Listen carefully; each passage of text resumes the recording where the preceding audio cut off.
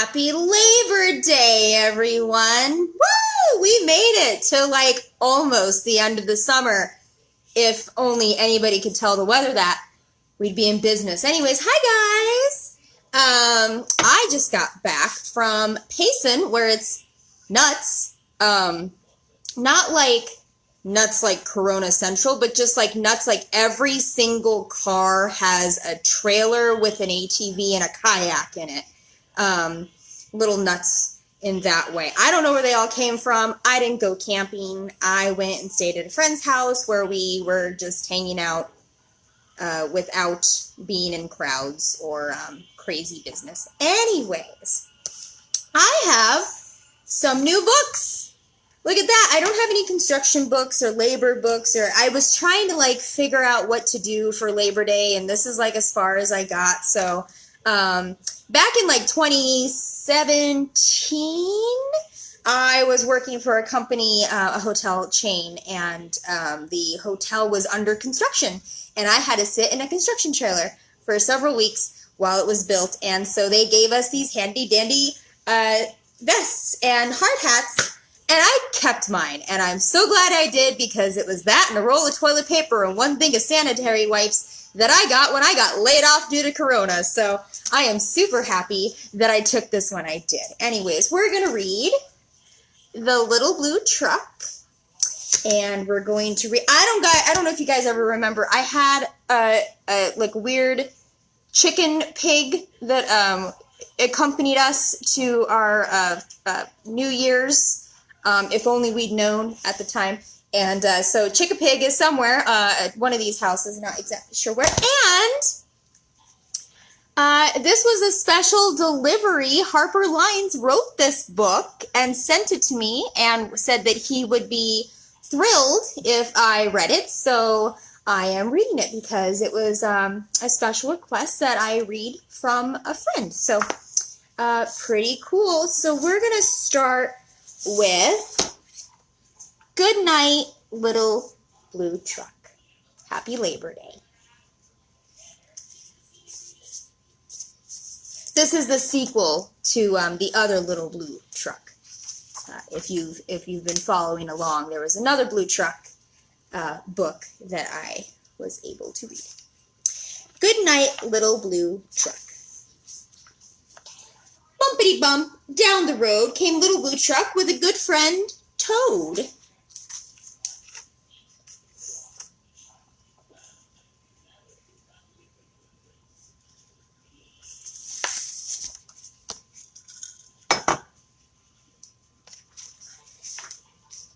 Thunder crashing, lightning flashing, two good friends were homeward dashing.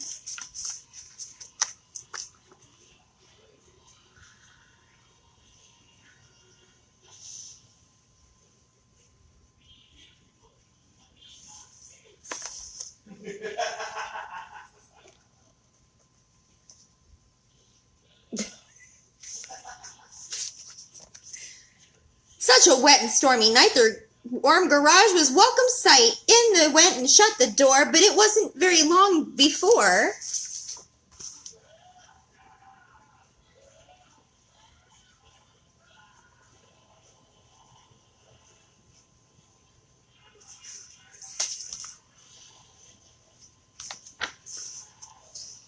Ma, said the goat, please, Little Blue, can I come in here with Toad and you? Cluck, said Hen, it's wet outside, I need a safe place to hide.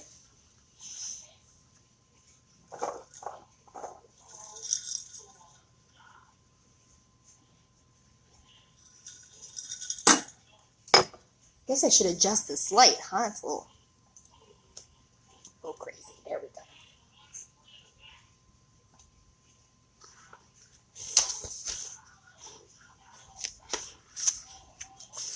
Honk, said Goose, don't care for lightning, stormy nights are a little bit frightening. Moo, said Cow, can I come in too? I feel safer here with you.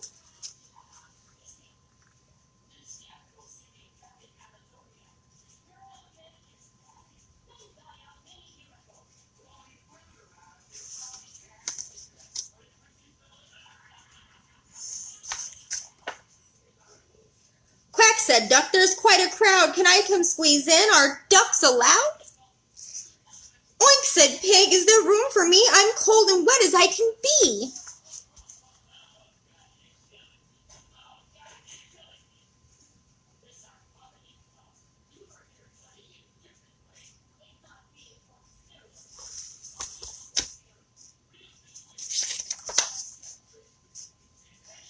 Beep, beep, beep, said Little Blue. There's room in here for all of you, and you, and you, and everyone gather round under such a grumbly sound.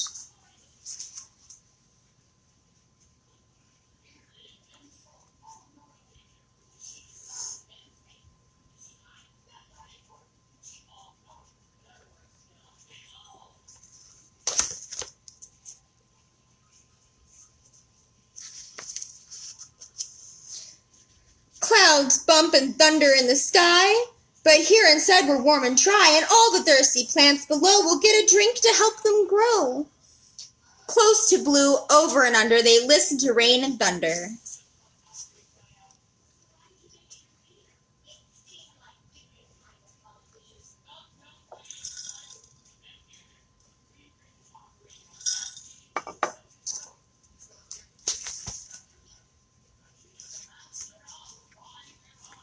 Duck said, loud as he could quack, it thunders, just a noisy racket. Boom, said Goat, that isn't scary. I was not afraid.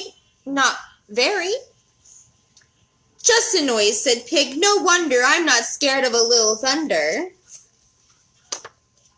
Now suddenly everybody's big and bad.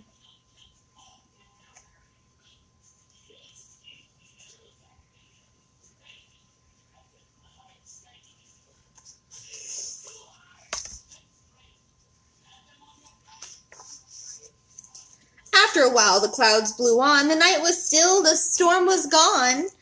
Goat said, we feel better, Blue, it's easy to be brave with you. Pig said, I feel sleepy now, let's all head home, said Cow.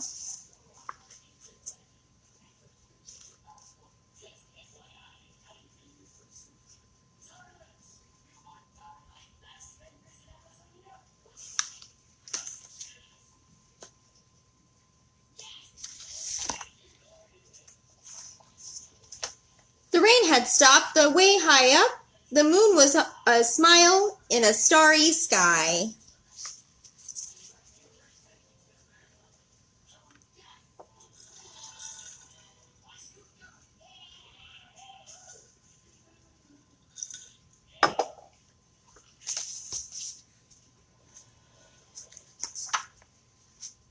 Good night, Pig, here's your pen. Good night, Duck, good night, Hen.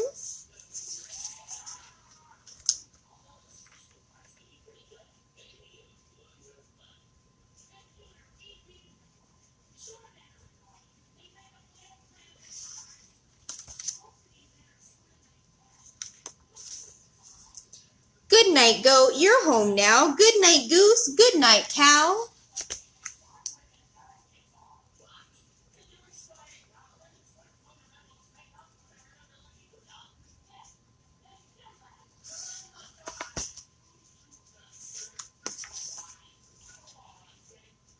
Horn went beep, engine purred, friendliest sounds you ever heard.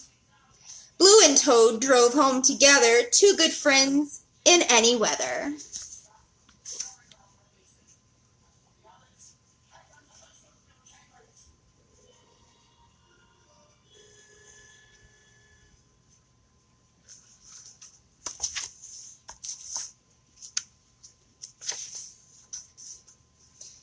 Toad lay down in his own small bed. Croak, good night, Little Blue, he said. Blue gave one small beep, then Little Blue Truck fell fast asleep.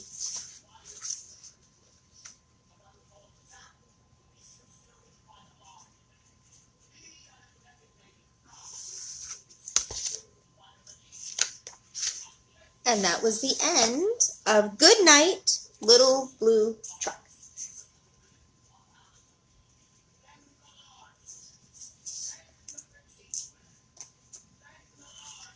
Okay, next we have Little Joe Chickapig, a story following your dreams.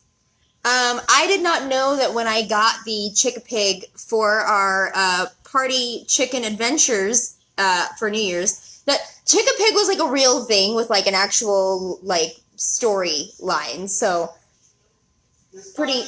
It's potty chicken. It's number one. Yes. Oh, and I'm drinking.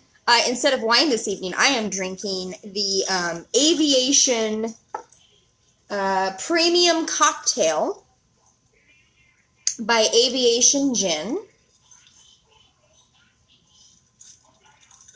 in a Margaritaville glass because it is 5 o'clock somewhere, mostly in Hawaii.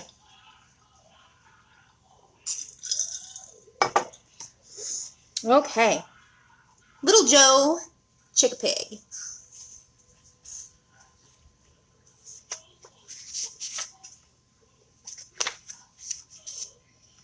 Chick-a-pig is a noun, plural noun, chick-a-pigs, an animal hybrid that is half chicken and half pig. In case the name didn't explain it for you, it is a chicken pig. Now that we've got that settled. Little Joe Chick-a-Pig lived on a farm full of chick-a-pigs and chick-a-pig charm. For Little Joe Chick-a-Pig, still just a boy, the farm full of chick-a-pigs brought him no joy. He dreamed of new places beyond the fields, sailing vast oceans with swords and shields. He hoped he'd find courage to follow his heart, but how could he do it? How could he even start?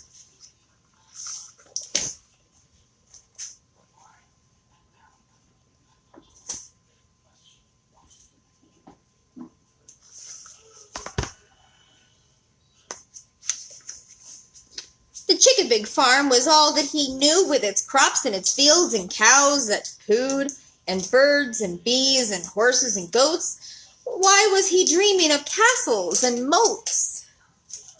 He does not look like a happy Chick-a-Pig. Looks pretty sad to me.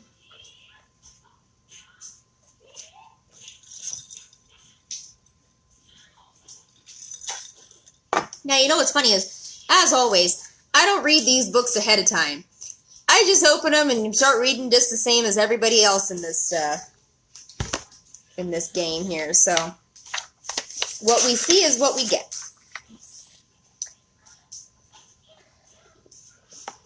Otis, you got something stuck to your face, honey.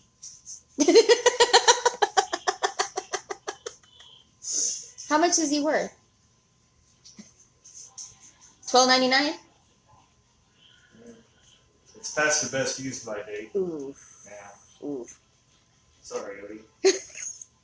Joe had an old grandpa, brave and bold, a Chick-a-Pig hero who broke the mold. Joe had an old grandpa, a sailor of seas, a Chick-a-Pig hero who lived so free.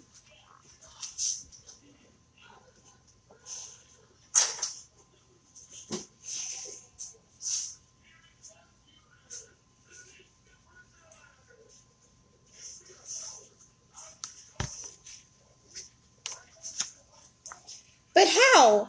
How did he go? How did he do it? How did he know to follow his heart against the tide? How did he do it? The young Chick-a-Pig cried. I'll tell you a tale, his mother said. I'll tell you a tale before I put you to bed.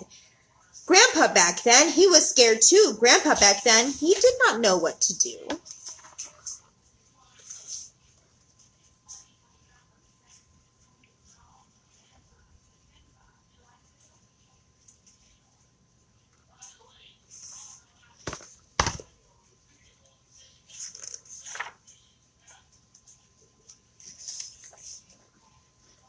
Grandpa had heard a story told of a great big bear who broke the mold. The bear was tired of striking fear, and all who saw him and who came near. The bear had learned quite a skill to heal the sick and those struck ill.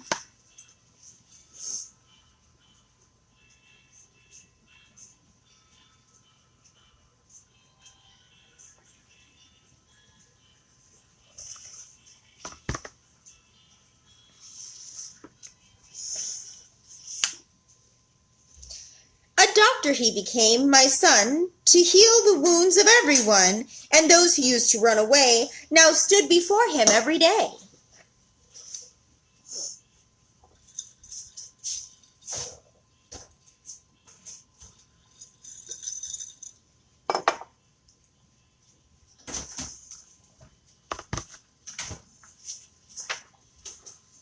The bear saw patients one by one. Never again would anyone run. The bear became a friend, you see, to every creature beneath the trees. But how? How did he go? How did he do it? How did he know to follow his heart against the tide? How did he do it? The young chick-a-pig cried.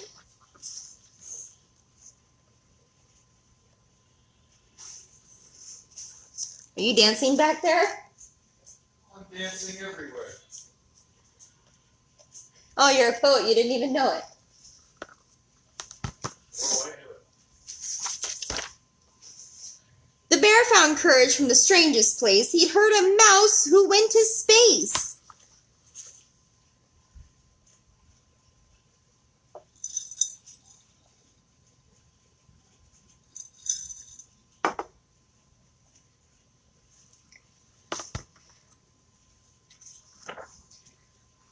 The mouse, she traveled to the moon and Mars. The mouse, she traveled against the stars. Her ship, it soared from Earth to space. But in that world she found her place. But how did she go? How did she do it? How did she know to follow her heart against the tide? How did she do it? The young chick-a-pig cried.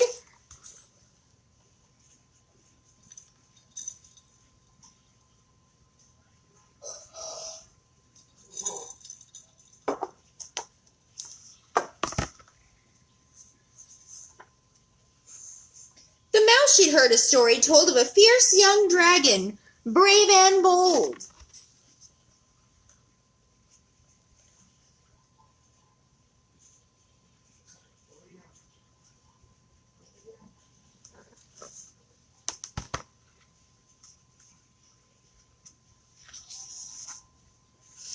The dragon was known across the land. She gave up her kingdom to join a band.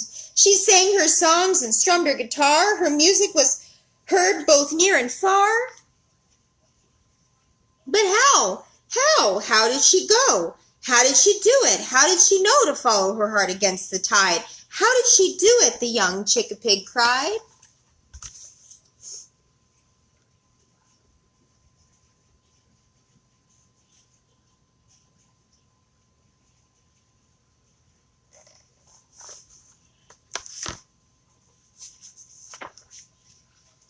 There was a warrior from that land back before the dragon's ban.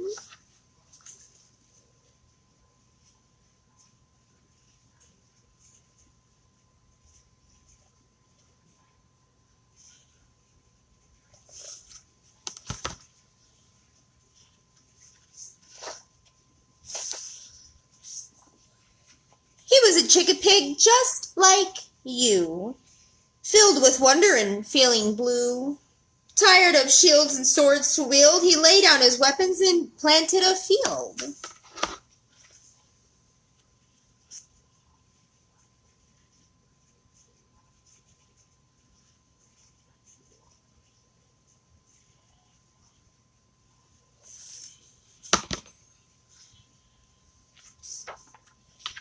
The chick-a-pig farm became all that he knew, with its crops and fields and cows that pooed, and birds and bees and horses and goats, and never thought of castles or moats.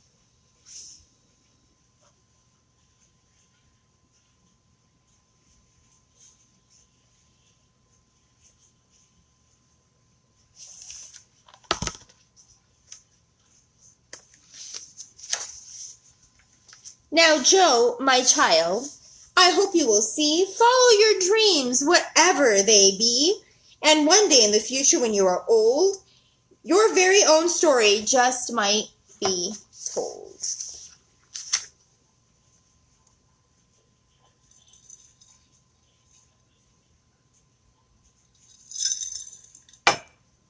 Adorable. And that is Little Joe Chick-a-Pig. I'm assuming this is part of some kind of series of Chica Pig books. I don't know. I will have to find this out. I'm going to read one more book before I get to Arthur and the Egg. I'm going to read, I think a lot of people remember this story. Does everybody remember Corduroy? Because I vaguely remember this book, but I do, somehow remember the pictures, so I think I must have been really young. Corduroy? Oh. Wow. I heard something. No, not a character from Orgasmo. Chota Boy! Corduroy. We did not have Chota Boy as a child. Well, unless your parents are weird. Anyways, Corduroy is it? Hi, Otis. Hi, baby. What's wrong? What's up? Did he just go to the bathroom and leave you here? Okay. I've got a dog in my lap right now. He's very needy. Yes, I see you. You can't read, though. Corduroy is a bear who once lived in the toy department of a big store. Day after day, he waited with all the other animals and dolls for somebody to come along and take him home.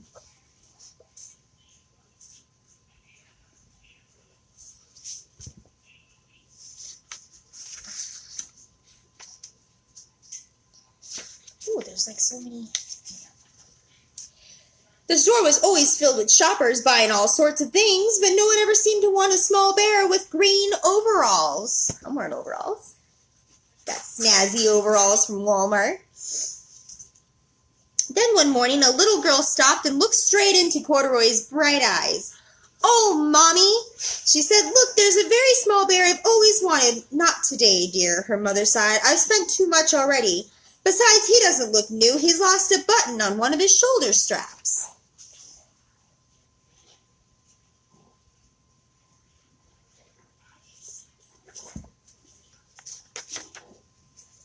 Corduroy watched them sadly as they walked away. "I didn't know I'd lost a button," he said to himself. "Tonight I will go and find it."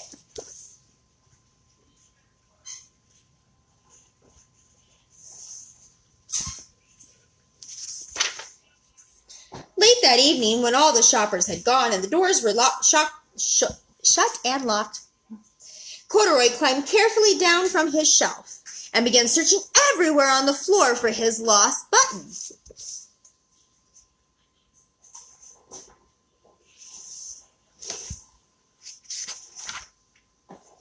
Suddenly, he felt the floor moving underneath him. Quite by accident, he stepped onto the escalator and up he went.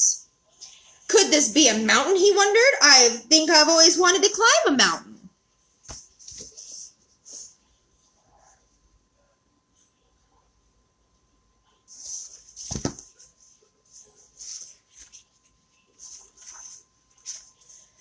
He stepped off the escalator and it reached the next floor, and there before his eyes was the most amazing sight.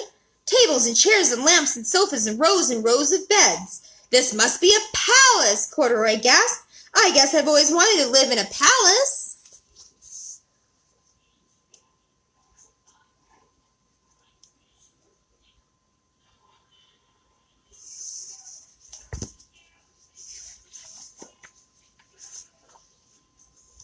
He wandered around admiring the furniture. "This must be a bed," he said. "I've always wanted to sleep in a bed." And he crawled into a large, thick mattress. All at once he saw something small and round. "Why, here's my button," he cried, and he tried to pick it up. But all there was buttons on the mattress, all tied down tight.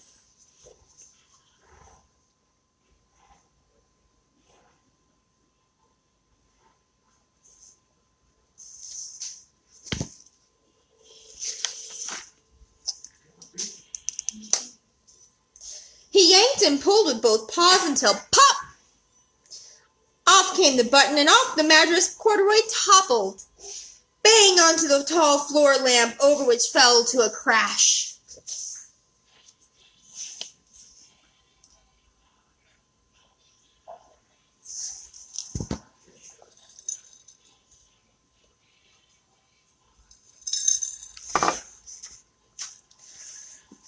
Corduroy didn't know it, but there was someone else awake in the store. The night watchman was going for his rounds on the floor above. When he heard the crash, he came dashing down the escalator. "Now who in the world did that?" he exclaimed. "Someone must be hiding around here."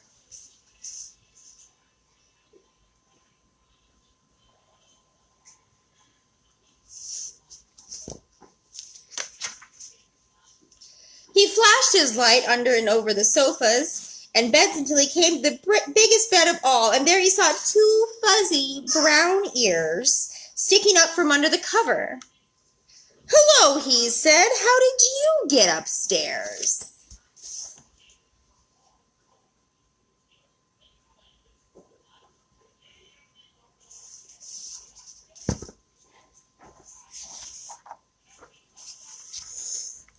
Corduroy was just waking up when the first customers came into the store in the morning, and there, looking at him with a wide, warm smile, was the same little girl he'd seen only the day before. "I'm Lisa," she said, "and I'm going to be you're going to be my very own bear. Last night I counted, and I've saved in my piggy bank, and my mother said I could bring you home."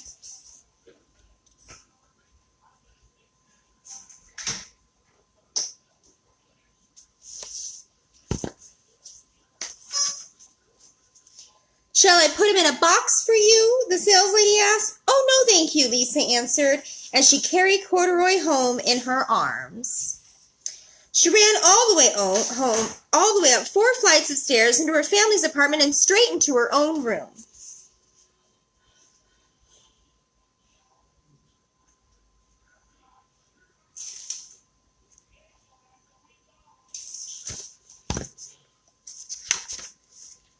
Corduroy blinked. There was a chair and a chest of drawers, and along a girl-sized bed stood a little bed just in the right size for him.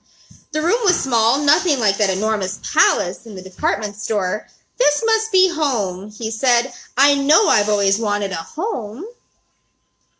Lisa sat down with Corduroy on her lap and began to sew a button on his overalls. "I like you just the way you are," she said, "but you'll be more comfortable with your shoulder straps fastened."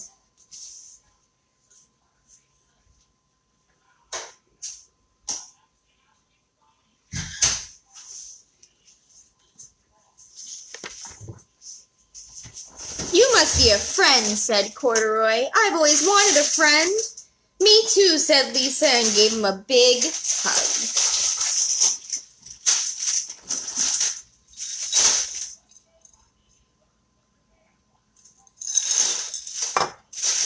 And that was Corduroy. Big shout out to Melissa for sending these to me. She sent me actually a bunch of books all the way from Nebraska. So thank you. I will be reading those as the weeks go on. Okay, and the last book of the night, Arthur and the Egg.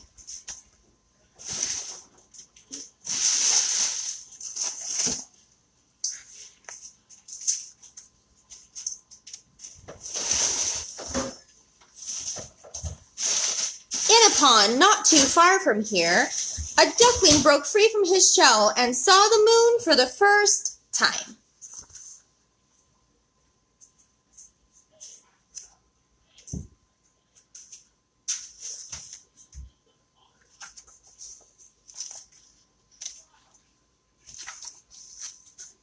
He was born with brown hair, an unusual bill, and a fat tail. His parents told him he was beautiful, but the truth was he didn't look much like a duck at all.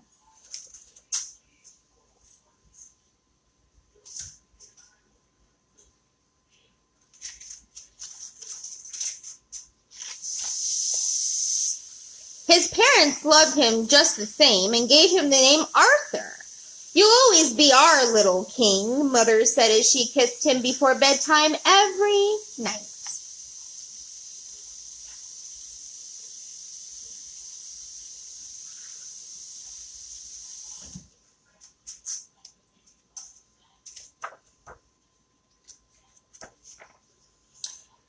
The other ducklings never included Arthur in their games, birthday parties, or school groups. One day, Arthur came home from school and With a sad look on his bill, his mother wiped away his tear and asked him what was wrong.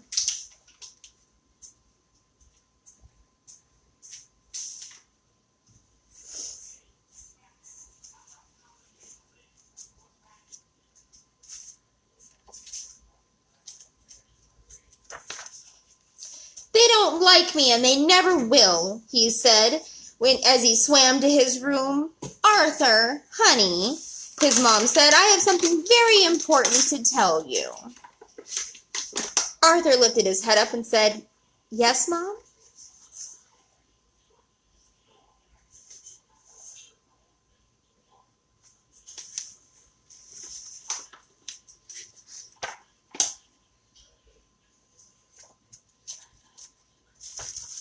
Ooh, new books, you can never, get them open.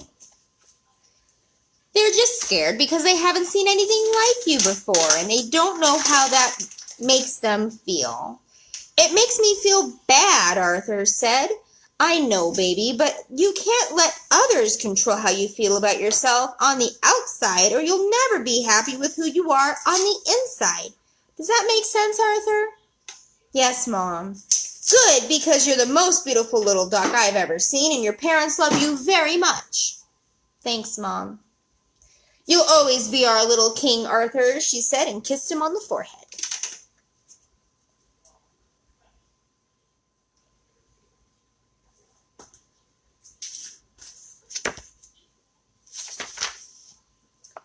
The seasons changed, and Arthur kept growing and growing and growing.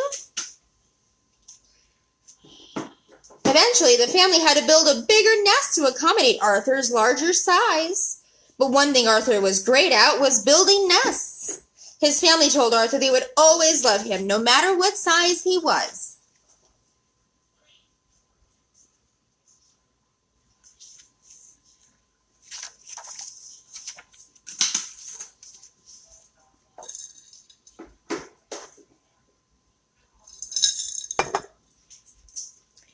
Arthur decided that he was too big to live at home anymore and built his own nest just down the river from his parents. He moved out. Arthur loved floating down the river and always helping his neighbor ducks pick their nest. They were still a bit scared of Arthur, but they appreciated his help and sent him on his way with a belly full of worms. Arthur could eat a lot of worms.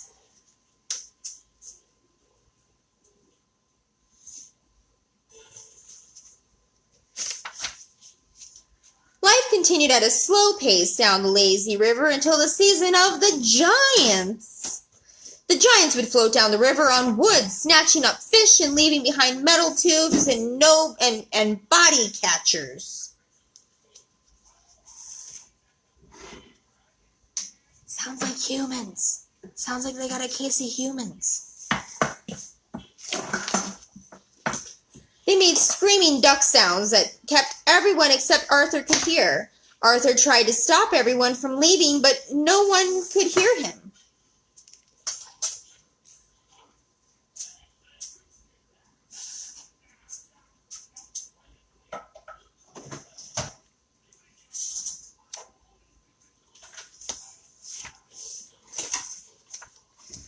Boom, boom, boom! The giants made thunder, and Arthur hid in his nest. Arthur hid from the thunder until the moon came up.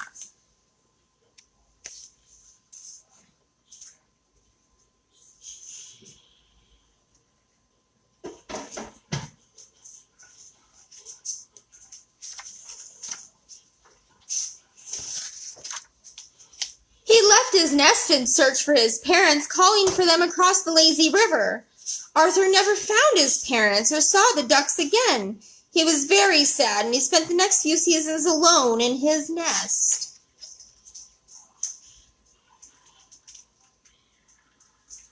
Humans are stupid. As the seasons passed, Arthur stayed very close to his nest. He stopped floating down the lazy river, stopped building nests, and stopped going out when the sun was up. His belly had grown bigger, his tail was fatter, and his body was Man, this sounds like more like a COVID story. His body was fluffier. This sounds familiar. Than any other creature he had seen. But no other creatures saw Arthur anymore.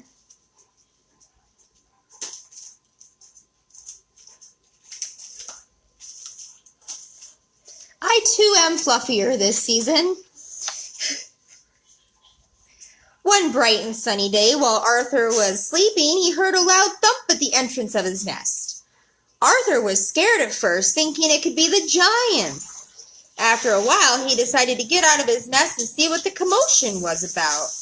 Arthur waddled out of his nest. I waddle out of my nest as well, and saw a bright blue egg on the front of his stoop. He poked it a few times to make sure it wasn't a trick.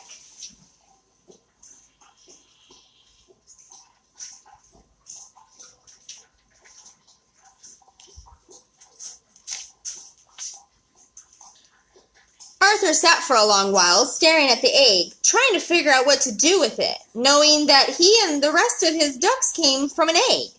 He wrapped his tail around it to protect it and left his nest in search for its parents.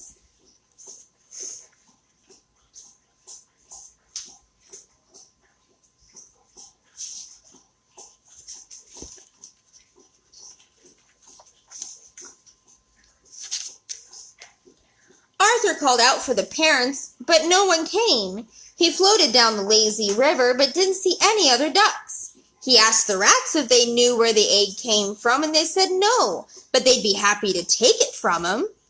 Arthur didn't trust the rats with the egg, so he went back home to his nest. They don't exactly look like trustworthy rats. Just gonna say.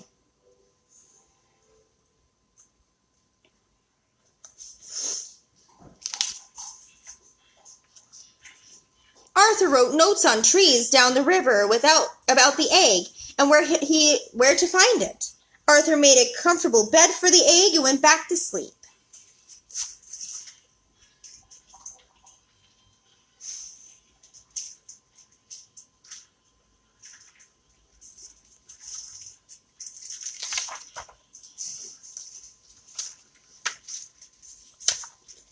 When the moon was out, Arthur woke to the sound of knocking at his nest door. He peered his head out and wiped his eyes. Golly, Arthur couldn't believe his eyes. It seemed like all the rats and snakes and lizards were lined up claiming the egg was their own. The crowd hissed.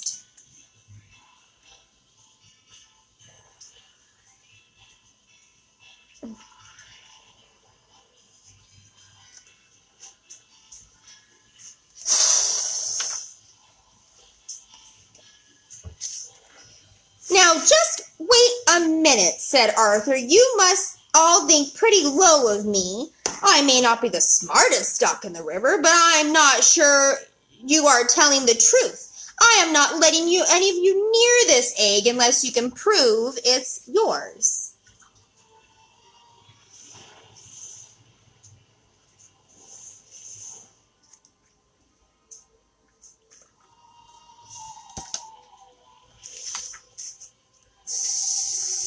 The rodents and reptiles lunged after Arthur. He slammed the entrance shut, grabbed the egg, and swam underwater as fast as he could. Arthur must have been swimming for a mile, holding his breath the whole time. Arthur resurfaced down the stream and was exhausted. He hadn't exercised like that much in a long time.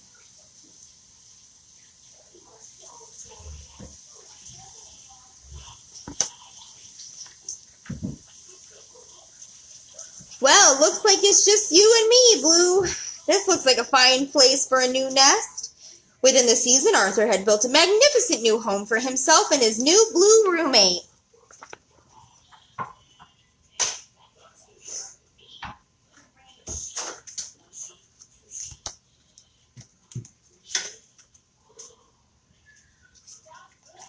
One night, when the moon was the brightest Arthur could remember, the egg started to move. Small pieces of the egg's shell broke away.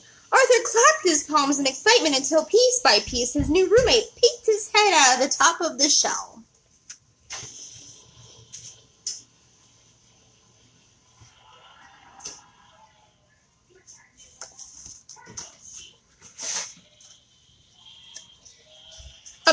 little baby Robin cheeped loudly, and for the first time since his parents left, Arthur felt like he was part of something again.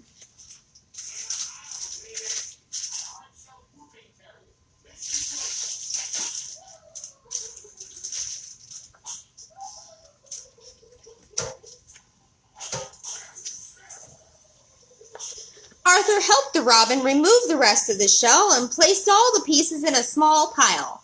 Arthur cleaned the bird with his paws and held her close in his big warm belly. She nuzzled to him, and as he fed her the rest of his dinner, he was glad she liked worms as much as he did.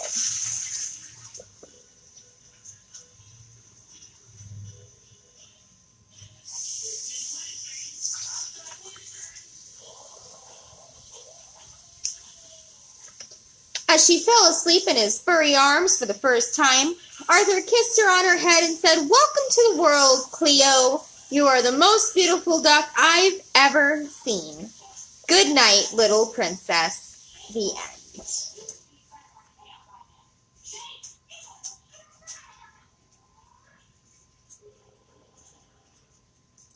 And that was Arthur and the Egg by special delivery from Harper. Thank you so much. I'm really glad that you sent me this book. If you read, or if you write any more, I will read those too.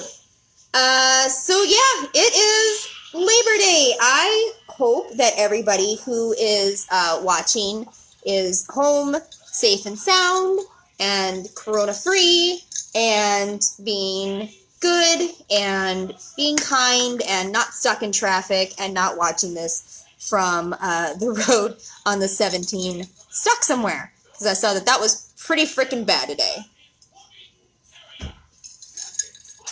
I'm going to go enjoy the rest of my aviation gin drink and apparently watch some Futurama.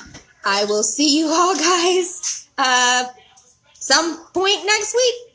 Bye!